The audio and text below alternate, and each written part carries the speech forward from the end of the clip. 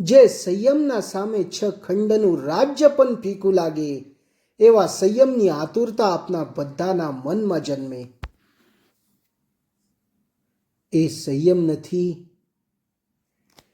કે જે સંયમને જોઈને દેવલોકમાં જવાની ઈચ્છા થઈ જાય. એ સંયમ નથી કે યૌવનમાં હોઈએ ત્યારે બહારનું કોઈ આકર્ષણ મનમાં જન્મી જાય.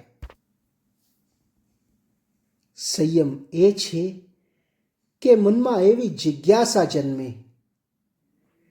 કે ચક્રવર્તીને શું ઓછું હતું, જે સુખની આપને અભિલાષા પણ ન કરી શકીએ, સપનામાં કલ્પના પણ ન કરી શકીએ.